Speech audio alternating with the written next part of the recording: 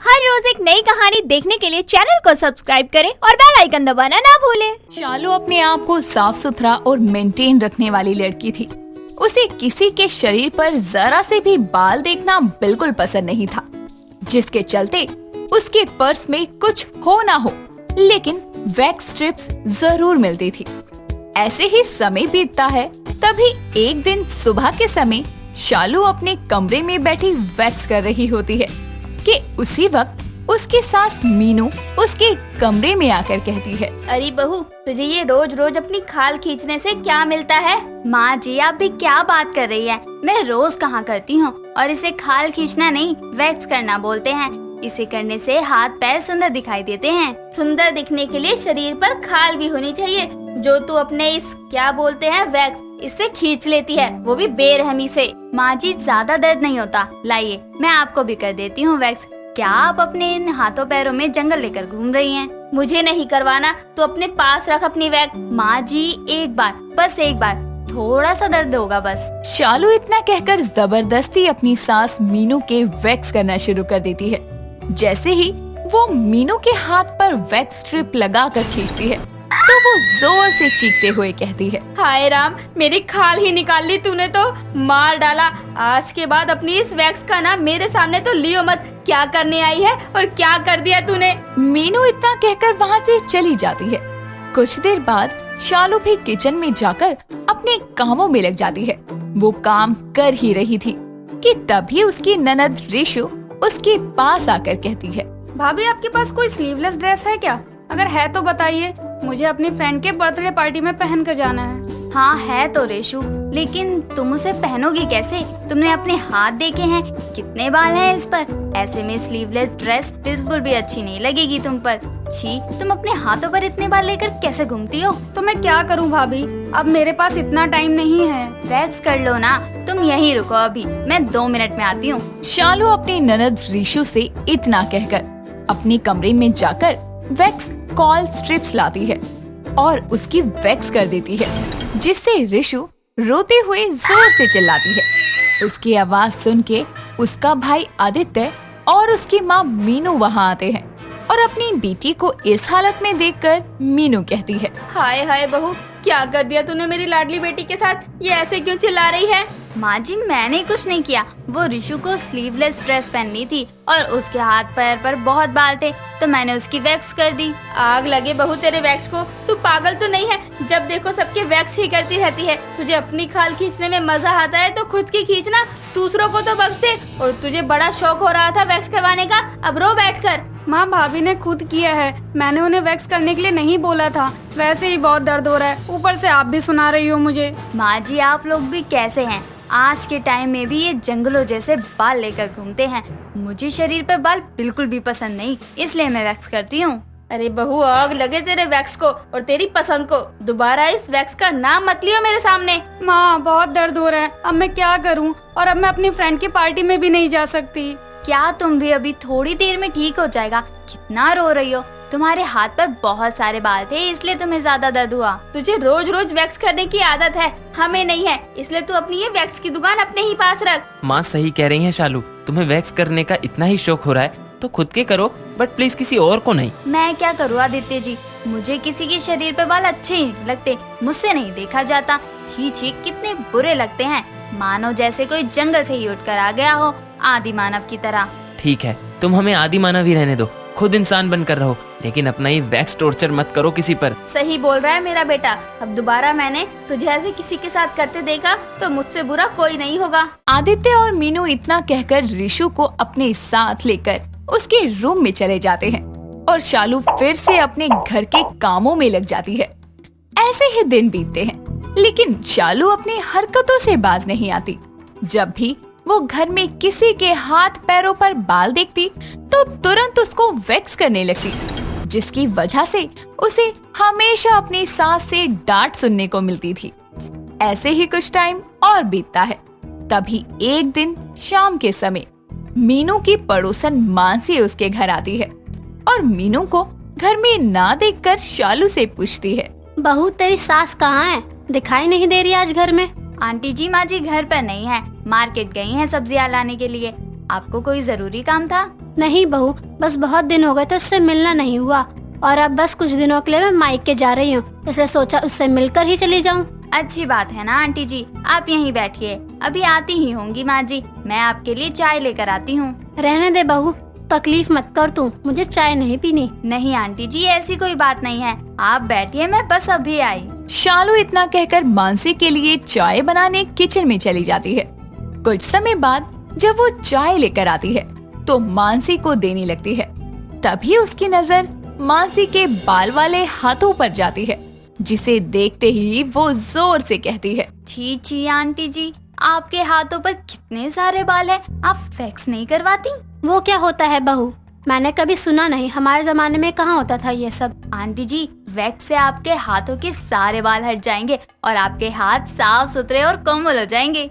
सच में बहू, ऐसा भी होता है क्या? हाँ आंटी जी, होता है, रुकिए मैं अभी आपको वैक्स कर देती हूँ। शालू इतना कहकर अपने कमरे से वैक्स स्ट्रिप्स लेकर आती है और मानसी को वैक्स करने लगती है। शालू मानसी की वैक्स कर ही रही थी कि तभी उसकी सास मीनू मार्केट से सब्जियां लेकर घर लौटती है और अपनी बहू को मानसी की वैक्स करते देखकर गुस्से में उनके पास जाकर कहती है, बहू, आज मैं तुझे नहीं छोड़ने वाली। घर वालों को अपने इस वैक्स के चलते दर्द देती थी, वो कम था क्या जो अब पड़ोसियों को भी नहीं छोड़ रही? माँ जी, मेरी बात तो सुनिए आप, आंटी जी को बिल्कुल भी दर्द नहीं हो रहा और ना ही होगा। तू तो चुप ही रह बहू, तुझे दर्द सहने की आदत हो गई है तो क्या सबको है? आज तुझे अपना ये वैक्स का भूत उतारना ही पड़ेगा। तू वादा कर कि अब तू अपने सिवा किसी को वैक्स नहीं करेगी, बोल अभी। मीनू रुक जा, बहू पर क्यों गुस्सा कर रही है? जरा मेरे हाथों को तो देख, कितने सुंदर हो गए हैं और मुझे दर्द भी बिल्कुल नहीं हुआ।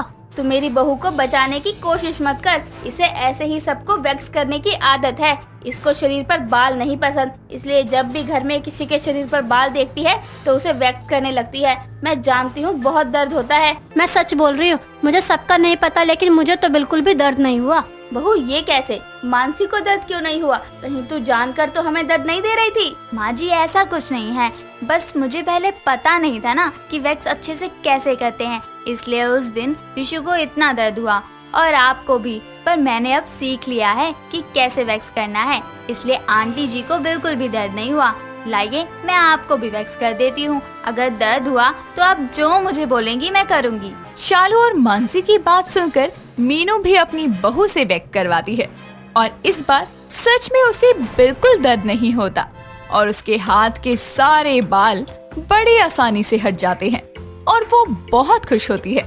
जिसके बाद वो फिर कभी दोबारा अपनी बहू को वैक्स करने को लेकर ताना नहीं मारती, बल्कि खुद उससे वैक्स करवाना शुरू कर देती है, जिसके बाद सभी लोग खुशी से रहते हैं। मानव अपनी गर्लफ्रेंड शांति के साथ बाइक पर कॉलेज जा रहा होता है।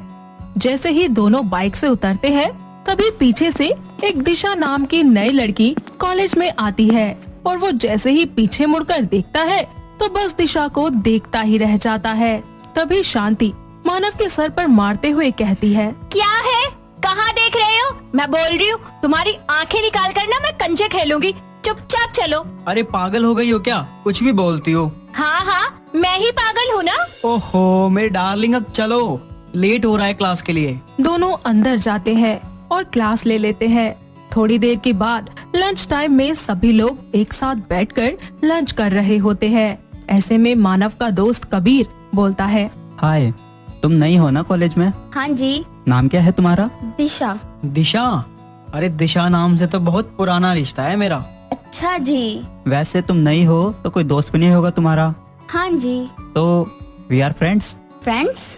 एक हफ्ते बाद मेरी और शांति की शादी है, तो तुमको भी आना होगा। वेन्यू कहाँ है? कृष्णा होटल। हाँ, जरूर आऊंगी। ऐसे ही एक हफ्ते के बाद कृष्णा होटल में शांति और मानव की शादी की तैयारियां चल रही होती है।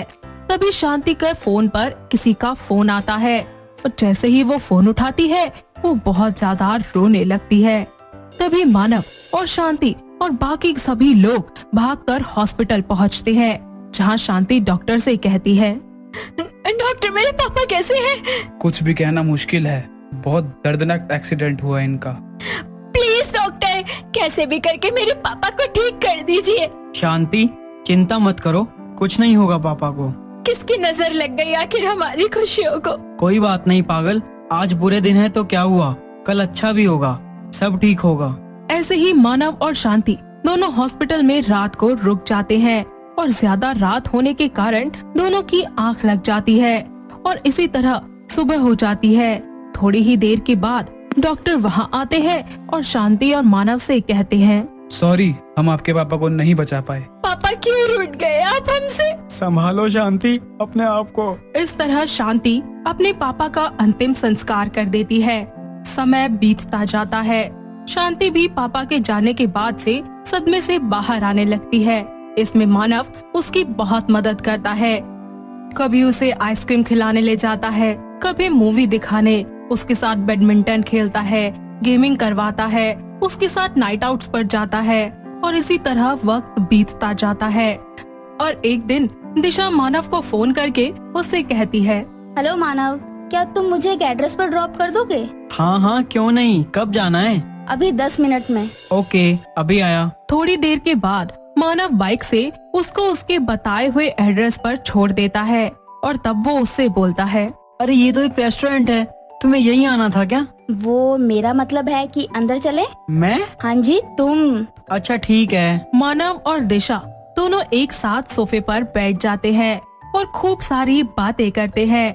थोड़ी देर के बाद मानव वॉशरूम चला जाता है। तभी दिशा मौका देखकर मानव का फोन साइलेंट कर देती है। वॉशरूम से मानव भी आ जाता है। दोनों बैठकर बातें करते हैं और जूस वगैरह पीने लगते हैं। तभी शांति मानव को फोन करती है, मगर मानव उसका फोन नहीं उठा पाता क्योंकि उसका फोन साइलेंट पर जो था। थोड़ी देर के बाद मानव और दिशा वहाँ से निकल जाते हैं। ऐसे ही शाम को शांति मानव को फोन करके कहती है, हाँ मानव, क्या चल रहा है? कब से फोन कर रही हूँ, क्या तुम्हें अपने फोन की घंटी सुनाई नहीं देती? अरे यार दिशा के साथ था मैं और पता ही नहीं लगा कि कब तुम्हारा फोन आया। पता कैसे चलेगा? साथ में तो उसके थे, सारा ध्यान तो उस पर ही लगा होगा। पागल हो गई हो क्या? आज बताओ मुझे तुम, क्या चल रहा है तुम्हारा और उसका? यार उसमें एक अलग ही कशिश है कि मैं उसकी तरफ खींचा चला जाता हूँ, मगर इसका मतलब ये नहीं कि मैं उससे प्यार करता हूँ। तुमने आज सब कुछ खत्म कर दिया। मानव और शांति के बीच दरार आ जाती है। साथ ही शांति मानव से बात करना, उससे मिलना सब कुछ बंद कर देती है। ऐसे ही एक दिन मानव के घर दिशा आती है और उससे कहती है, मानव क्या कर रहे हो? कुछ नहीं, तुम बताओ। मानव मैं तुमसे बहुत प्यार करती हूँ। पागल हो क्या? इतने में मानव के घर शांति भी आ जाती है। दिशा और मानव को यूं बातें करता हुआ देखकर वो वहीं पर छुप जाती है और उनकी सारी बातें सुनने लगती है। तभी दिशा मानव से बोलती है, तुम मुझे महसूस करो, मैं तुम्हारी दिशा हूँ। अरे क्या बोल रही हो? सुनो फिर। आज से 5 साल पहले मानव और दिशा एक ही कॉलोनी में थे। दोनों एक साथ स्कूल जाया करते थे। मन ही मन दिशा मानव को बहुत प्यार करती थी। वो उसे लेकर बहुत ही ज्यादा ओवर पोजेसिव थी। उसको बिल्कुल भी सहन नहीं होता था कि मानव की तरफ कोई भी लड़की आंख उठाकर देखे। ऐसे ही वैलेंटाइंस डे वाले दिन दिशा मानव के सामने रोजेस लिए उससे कहती है, मानव मैं तुमसे बहुत प्यार करती हूँ। अरे यार पागल हो गई हो क्या तुम? दोस्ती से बढ़कर और प्यार से कम है ये हमारा रिश्ता। मानव प्लीज मान जाओ, मैं तुम्हारे बिना नहीं रह सकती और ना ही तुम्हें किसी और के साथ देख सकती हूँ। अरे यार जाओ तुम। इतना बोलकर मानव वहाँ से चला जाता है और दिशा फुल स्पीड में अपनी गाड़ी लेकर अपने घर के लिए निकल जाती है। बहुत ज्यादा स्पीड तेज होने की वजह से उसकी कार एक खाई में गिरती है। ऐसे ही कुछ दिनों के बाद मानव को आस पड़ोस के लोगों से पता चलता है कि दिशा अब इस दुनिया में नहीं रही। कुछ ही समय के बाद दिशा एक हॉस्पिटल में एडमिट होती है और मानव इस खबर से बिल्कुल अनजान होता है। साथ ही दिशा का चेहरा भी पूरी तरह से खराब हो चुका होता है, जिसकी वजह से डॉक्टर्स को उसकी प्लास्टिक सर्जरी करनी पड़ती है और उसे एक नया चेहरा मिलता है। इसी तरह ठीक होने के कुछ सालों के बाद वो मानव के ही कॉलेज में अपना एडमिशन करवा लेती है और अपनी पहचान को छुपाते हुए मानव से मिलती है। दिशा, तब भी तुम्हारा प्यार एक तरफा था और आज भी एक तरफा है। मानव आज भी मुझसे प्यार करता है। हमारी शादी होने वाली है। मानव मेरा है और ये शादी तो मैं होने नहीं दूंगी। जैसे पहले रोकी थी वैसे ही अब भी रोकूंगी।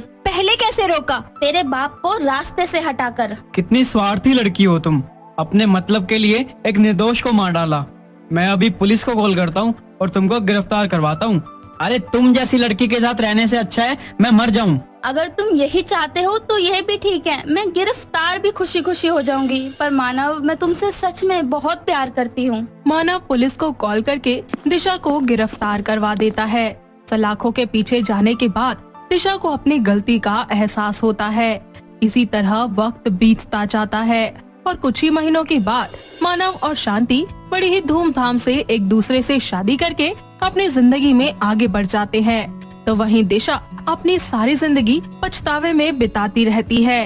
रात को अनीशा अपने पति प्रिंस के साथ सो रही होती है।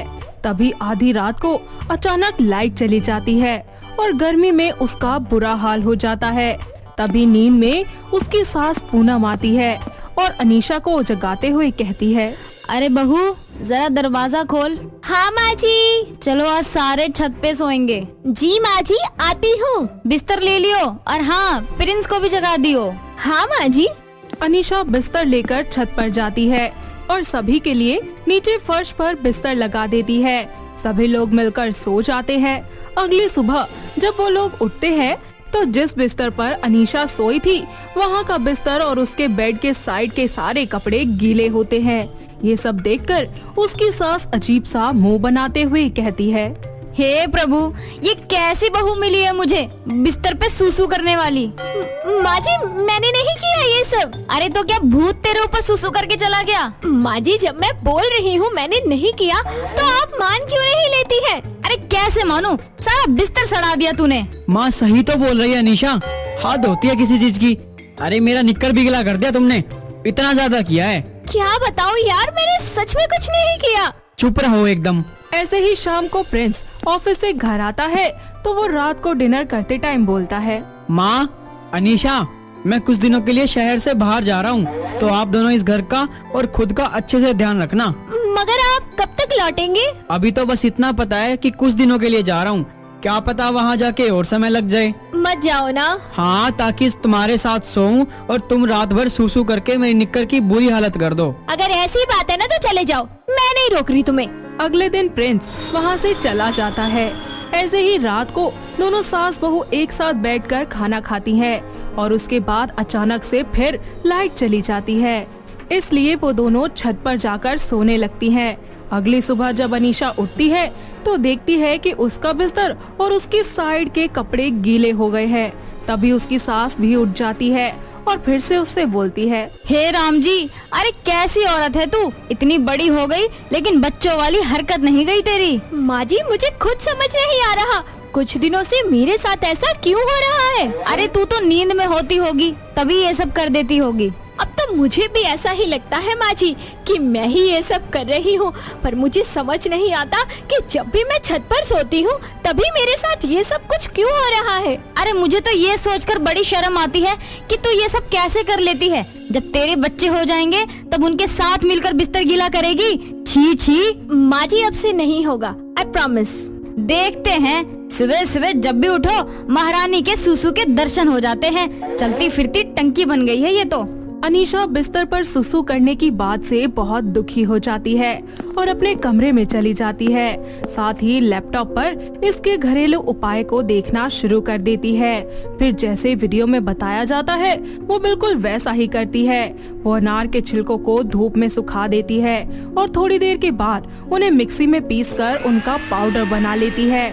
उसको ये सब करता देखकर उसकी सास कहती है, क्या कर रही है बहू? माँ जी, वो मैंने अपनी इस बीमारी की दवा बनाई है। बीमारी? मगर कौन सी बीमारी? बिस्तर पर सुसु करने की।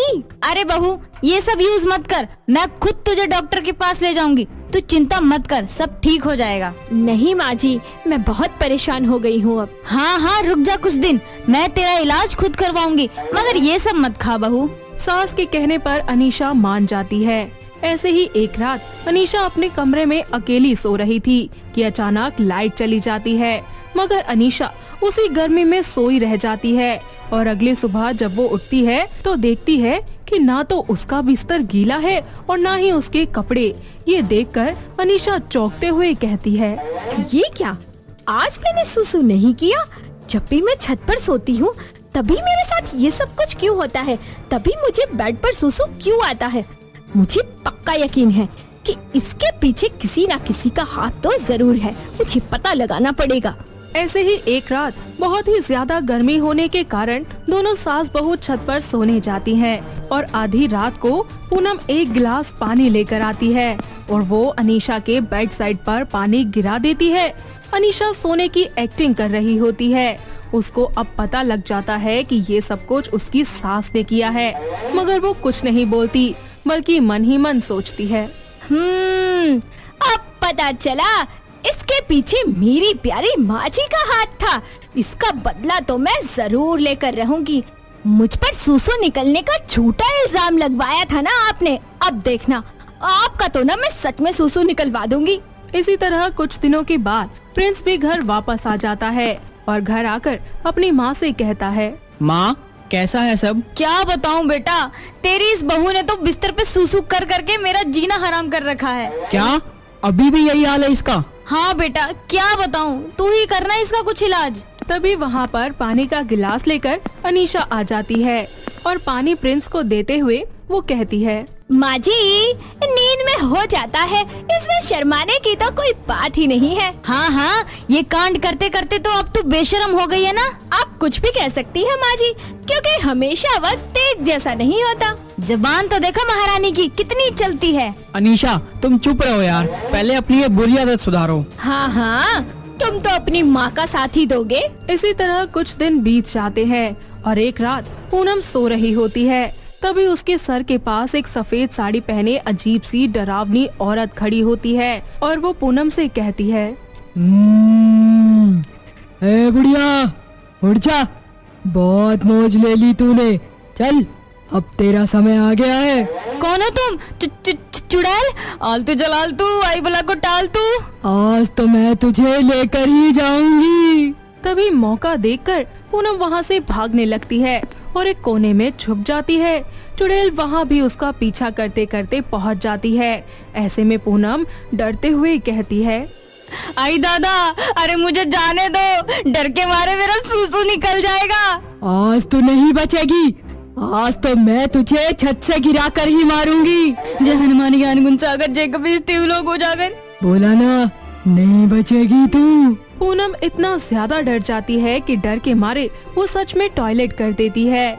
तब वो चुड़ैल अपने असली रूप में आती है, क्योंकि वो चुड़ैल कोई और नहीं बल्कि उसी की बहू अनीशा थी। इतने में वहाँ पर प्रिंस भी आ जाता है और ये सब देखकर पूनम को बहुत गुस्सा आता है और अनीशा को वो एक थप्पड़ लगाते हुए कहती है, खबरदार, अगर आइंदा मेरे साथ ऐसा मजाक किया तो आज तेरी वजह से मेरी जान भी जा सकती थी। माँ जी अगर आप मजाक सह नहीं सकती हैं तो मजाक किया भी मत कीजिए। अरे आप रोज रोज मेरे सोते हुए मेरे और मेरे बिस्तर के ऊपर पानी गिरा देती थी और मुझ पर झूठा सुसु का इल्जाम लगा देती थी, लेकिन ये क्या, आज तो आपका डर से सच में सुसु निकल गया। पूनम को बहुत ज्यादा शर्मिंदगी महसूस होती है, क्योंकि कहीं न कहीं इस सब के पीछे सिर्फ और सिर्फ पूनम की ही गलती थी, जिसके बाद वो कभी भी अपनी बहू के साथ ऐसा मजाक दोबारा नहीं करती और तीनों सास बहू और बेटे एक साथ खुशी खुशी फिर से अपनी जिंदगी को जीने लगते हैं। तो दोस्तों, कैसी लगी आपको हमारी ये बेड पे सुसु करने वाली बहू की कहानी? क्या आपके घर के आसपास भी है कोई ऐसी बहू? अगर हाँ तो उन्हें ये वीडियो दिखाइए और हमें कमेंट करके बताइए। दोस्तों, अगर आपको ये कहानी पसंद आई तो इसे लाइक करें, शेयर करें और कमेंट करके बताएं कि कहानी में आपको सबसे अच्छा क्या लगा।